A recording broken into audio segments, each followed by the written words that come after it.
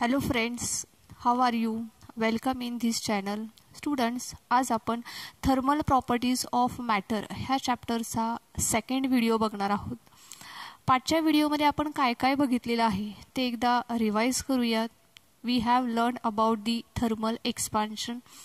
Now thermal expansion means there is an increase in a dimension of the object due to heating, due to increase in a temperature is called as the thermal expansion. Now there are three types of the thermal expansion, that is linear expansion, areal expansion and volume expansion. In last video we have already discussed about the linear expansion. So students, today we will learn about the areal expansion, right? Now areal expansion means there is a increase in surface area. There is a increase in a surface area due to heating. Increase in a surface area due to heating is called as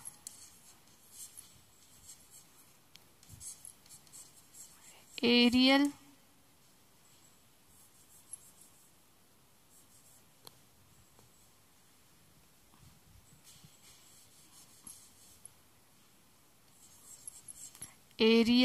expansion.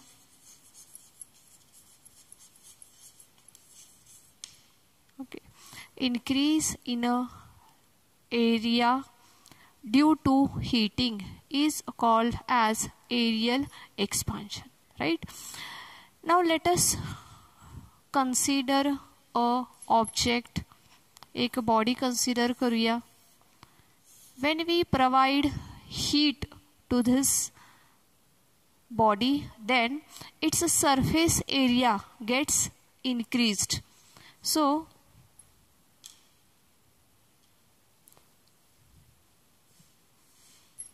Surface area बघा असा ह्याचा increase होतोय.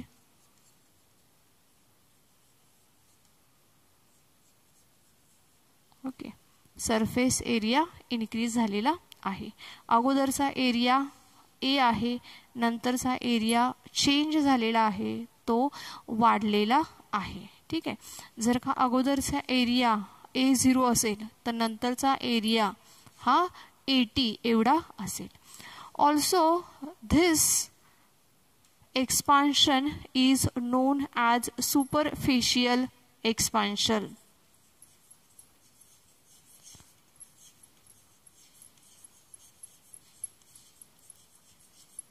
Okay, this is also known as a superficial expansion. ह्याच एक्सपान्शनला superficial expansion असं ओळखलं जातं.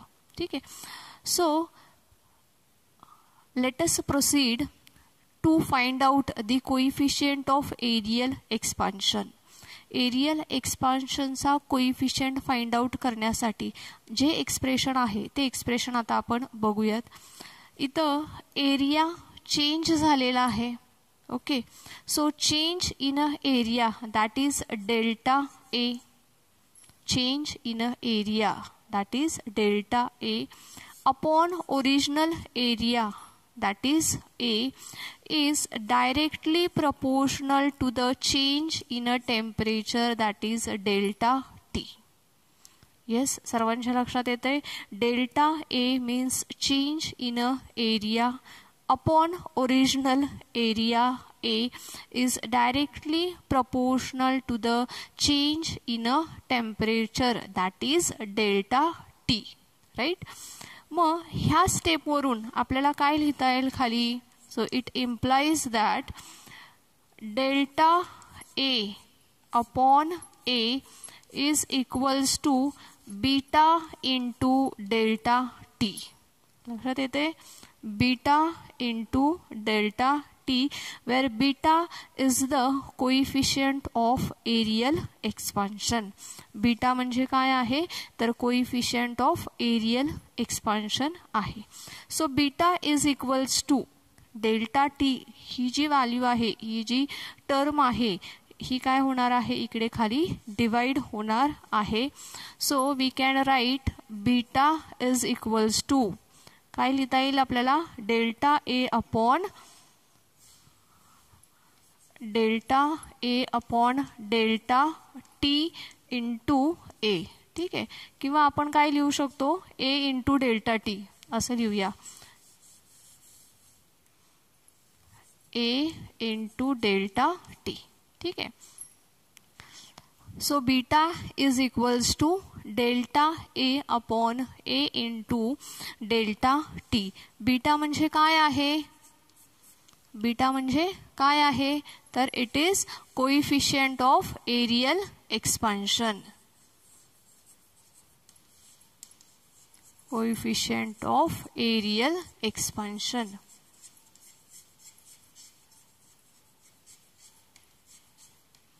Okay, it is coefficient of aerial expansion.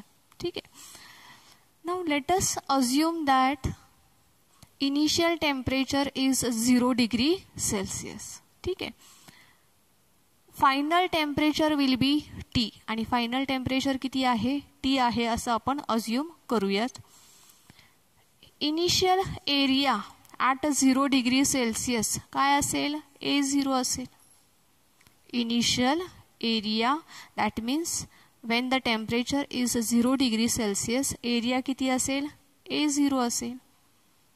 For the final temperature, हा जो expanded area आहे तो किती असेल AT असेल. So increase in a area, that is delta A. कसं लिहू शकतो आपण beta is equals to AT minus A0 असं आपण लिहू शकतो. इनक्रीज इन एरिया कसं लिहिता येईल आपल्याला AT मायनस A0 असं आपल्याला लिहिता येईल. ठीक आहे. डिवाइड बाय ए म्हणजे काय आहे हा इनिशियल एरिया आहे. सो इनिशियल एरिया किती आहे A0. So A0 into delta T म्हणजे काय आहे तर increase in a temperature. Delta T म्हणजे काय आहे increase in a temperature. So final temperature T minus initial temperature that is T0. Okay. So beta is equals to काय मिळालं आपल्याला AT minus A0 divide by A0 into T minus T0. ठीक आहे. काय काय मिळालं आपल्याला beta is equals to delta A, that is AT minus A0 upon A0 into T minus T0 असं आपल्याला मिळालेलं आहे. ठीक आहे. Now let us assume that if A0 is equals to 1 meter square, area आहे म्हणून मीटर स्क्वेअर घेतलेला आहे. ठीक आहे. and T minus T0 is equals to 1 degree Celsius, then आणि T मायनस T0 हा काय आहे 1 degree Celsius means increase in a temperature किती आहे 1 डिग्री सेल्सिअस आहे. तर बीटा इज इक्वल्स टू काय होणार आहे हा 1 आहे हा 1 आहे. That means beta is equals to काय होईल मग येस AT मायनस A0 असं होईल. ठीक आहे. Beta is equals to AT minus A0. So the coefficient of aerial expansion can be defined as increase in a area per unit original area at 0 degree Celsius for 1 degree rise in a temperature. ठीक आहे. Definition मी पुन्हा एकदा repeat करते बघा. Coefficient of aerial expansion can be defined as increase in a area per unit original area at 0 degree Celsius for 1 degree rise in a temperature. ठीक आहे.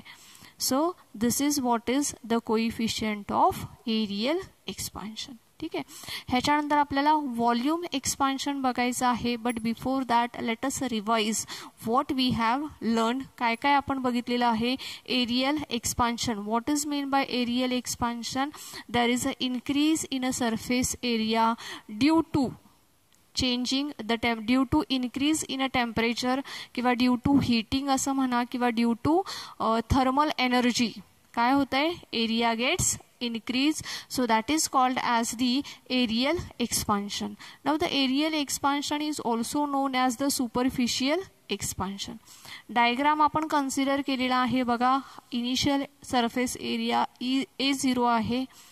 For the temperature T काय झालेला आहे. हा एरिया इन्क्रीज झालेला आहे आणि तो आहे 80. So as we know that change in a area to the original area, हा जो रेशो आहे, this ratio is directly proportional to the increase in a temperature. ठीक आहे. So we get delta A upon A is equals to beta into delta T. Right. मग बीटाची value आपल्याला कशी मिळेल. तर हा जो डेल्टा टी आहे ह्याला आपल्याला इकडे डिवाइड करावं लागेल. So that we will get the value for beta. So beta is equals to delta A upon A into delta T, and this beta is known as the coefficient of aerial expansion. Now delta A म्हणजे काय आहे. तर increase in a area आहे. So 80 is the area at the temperature T. A0 is the area at the temperature 0 degrees Celsius. So 80 minus A0 divided by A0 is the initial area into T minus T0. T final temperature, T0 initial temperature. आता हे जे initial temperature आहे ते किती आहे. 0 degree Celsius आहे. So when A0 equals to 1 metre square असेल आणि T मायनस T0 हा 1 डिग्री सेल्सिअस असेल, अशा वेळेस बीटाची व्हॅल्यू किती होईल. 80 minus A0. Now if the temperature, initial temperature is different from the 0 degree Celsius, जर का इनिशियल टेम्परेचर हे 0 डिग्री सेल्सिअसच्या व्यतिरिक्त असेल तर मग आपला बीटा कसा होईल. So that beta is equals to, मग आपण असं कन्सिडर करूया की इनिशियल टेम्परेचर T1 आहे, फायनल टेम्परेचर T2 आहे. इनिशियल टेम्परेचर T1 साठी एरिया हा A1 असेल तर फायनल टेम्परेचरसाठी एरिया हा A2 असेल. मग सेम फॉर्म्युला आपला कसा होणार आहे. बीटा इज इक्वल्स टू काय लिहिता येईल आपल्याला. बीटा इज इक्वल्स टू कसं लिहिता येईल. इन्क्रीज इन अ एरिया काय असेल.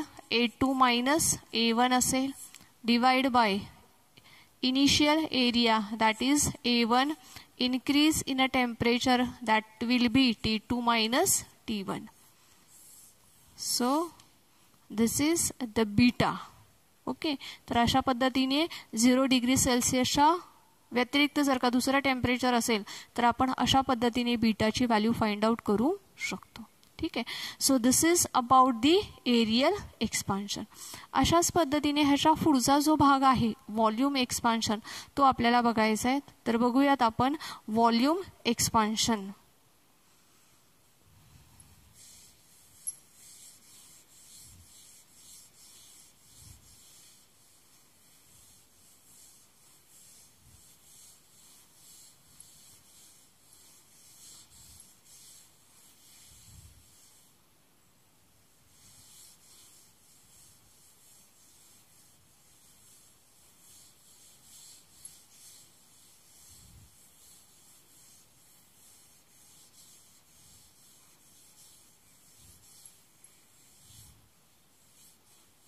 ओके. व्हॉल्यूम एक्सपान्शन आपल्याला बघायचं आहे.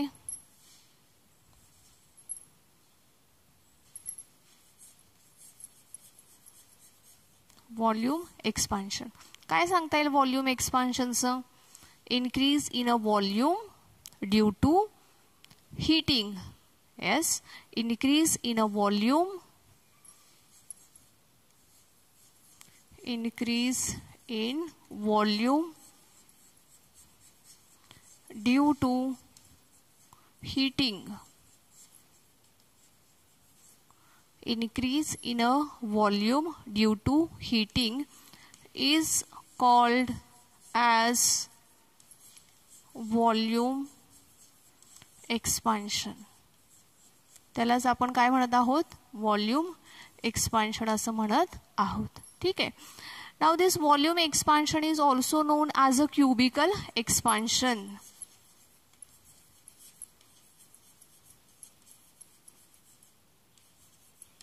It is also known as the cubical expansion. ठीक आहे. ज्यावेळेस एखाद्या ऑब्जेक्टला आपण हीट करतोय आणि हिटिंगमुळे त्या ऑब्जेक्टचं, त्या बॉडीचं जर का व्हॉल्यूम इन्क्रीज होत असेल तर that expansion will be known as the volume expansion or it is known as the cubical expansion. ठीक आहे. डायग्राम आपण ड्रॉ करूयात. ठीक आहे. लेट अस कन्सिडर अ क्यूब.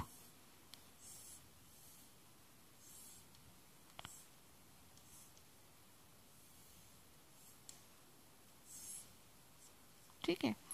ह्याचं एक्सपान्शन होतंय बघा. एक्सपान्शन आपण ह्याने दाखवणार आहोत.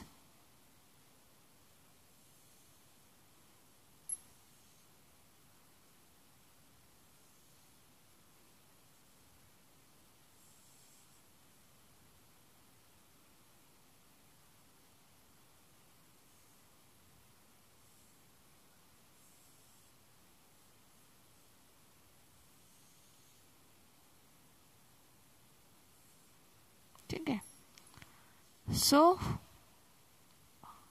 अगोदरचं व्हॉल्यूम व्हाईट कलरच्या चॉकने दाखवलेलं आहे मी. एक्सपांडेड व्हॉल्यूम पिंक कलरच्या चॉकने दाखवलेला आहे. सो ॲज इट इज आपल्याला काय फाइंड आउट करायचं आहे ह्याच्यामध्ये, कोइफिशियंट ऑफ व्हॉल्यूम एक्सपान्शन आपल्याला फाइंड आउट करायचं आहे. सो फॉर दॅट आपण काय घेणार आहोत, increase in a volume to the original volume.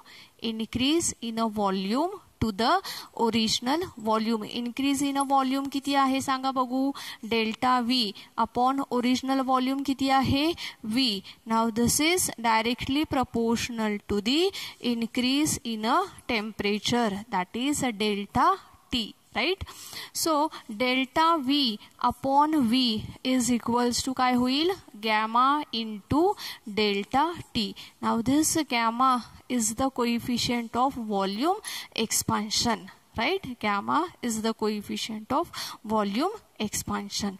So it implies that gamma ची व्हॅल्यू कशी लिहिता येईल मग आपल्याला, गॅमा इज इक्वल्स टू काय होईल, डेल्टा टी ह्याला इकडे डिवाइड होणार आहे. सो डेल्टा व्ही अपॉन काय होणार आहे, व्ही इंटू डेल्टा टी. ठीक आहे. So this is what is value of the gamma. ठीक आहे. Now let us assume that the initial temperature is T0, 0 degree Celsius. Final temperature will be T.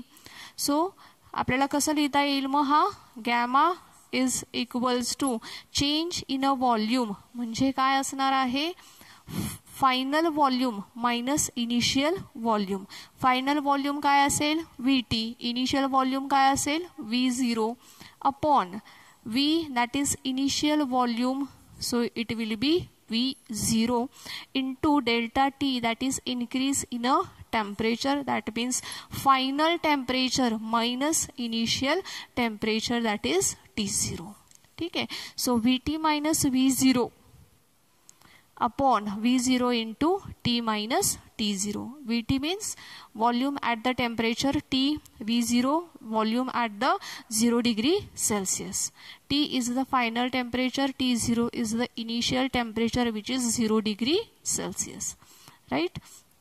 Now if V0 is equals to 1 meter cube volume आहे म्हणून T minus T0 is equals to 1 degree Celsius, then gamma will equals to काय होईल, हा 1 होईल, हा 1 होईल. So gamma is equals to काय होईल मग, VT minus V0. VT minus V0.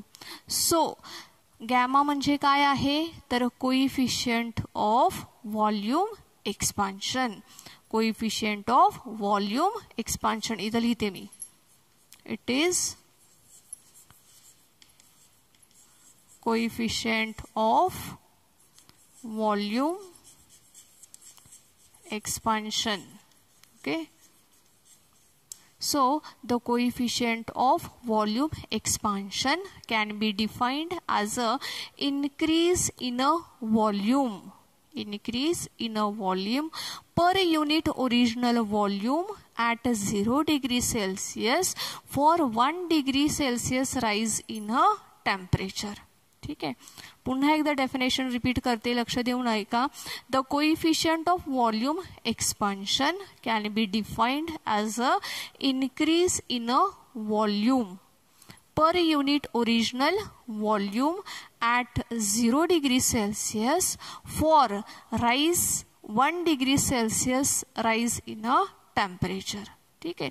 So this is the coefficient of volume expansion. हे काय झालेलं आहे, कोइफिशियंट ऑफ वॉल्यूम एक्सपान्शन झालेलं आहे. Now if we plot a graph of gamma versus temperature, जर का आपण गॅमा वर्सेस टेम्परेचर असा जर का ग्राफ काढला तर जसे विल बी गॅमा, इकडं टेम्परेचर असेल, असा जर का आपण ग्राफ काढला तर आपल्याला काय मिळणार आहे, initially as the temperature increases gamma will increases and for the higher temperature gamma becomes constant. आणि जसजसं टेम्परेचर वाढेल तसतसा गॅमा काय होणार आहे, कॉन्स्टंट होणार आहे. ठीक आहे. Now if temperature is different from the 0 degree Celsius, initial temperature कसा आहे, different from the 0 degree Celsius असेल तर let us assume that T1 will be the initial temperature which is different from the 0 degree Celsius. Final temperature will be T2. So the initial volume at T1 degree Celsius will be V1 and the final volume will be V2.